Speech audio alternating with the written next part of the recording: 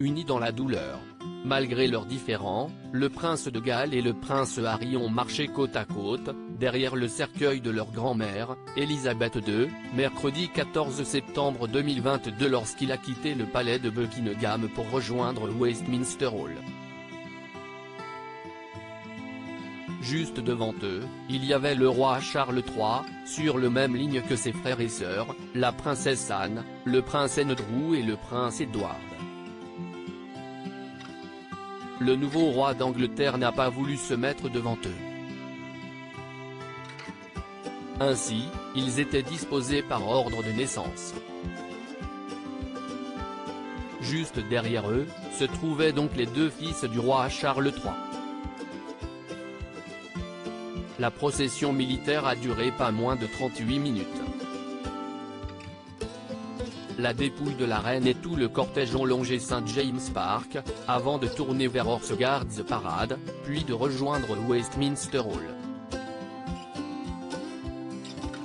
Si tous les membres de la famille royale portaient l'uniforme royal, ce n'était pas le cas du prince Andrew ni du prince Harry.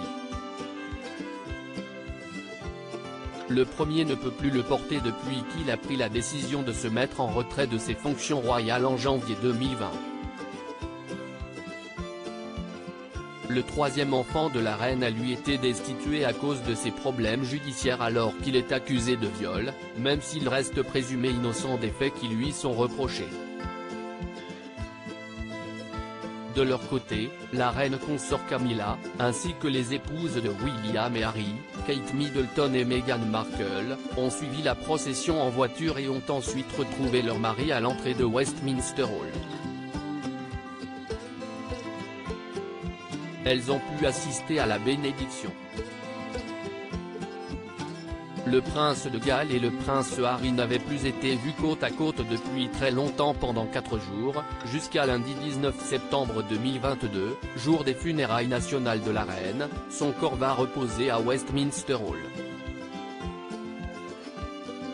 Ainsi, les Britanniques qui le souhaitent pourront s'y rendre, à partir de 18 h, pour rendre un dernier hommage à la mère du roi Charles III, morte le 8 septembre 2022, à l'âge de 96 ans, après 70 ans de règne.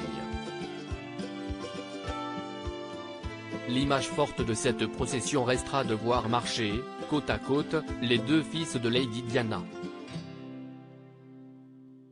Ils n'avaient plus été vus ensemble dans une telle procession depuis de longues années.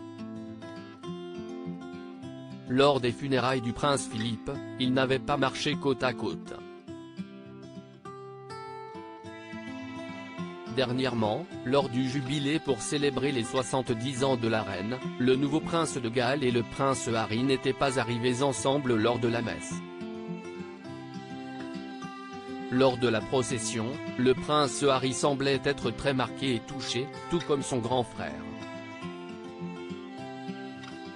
Même si ces dernières années, le fils cadet du roi Charles III semblait ne plus avoir de lien fort avec la reine, il a toujours eu un lien particulier avec elle. De plus, il a dû se souvenir de la longue procession qu'il avait dû faire alors qu'il n'était qu'un enfant, lorsque sa mère était morte.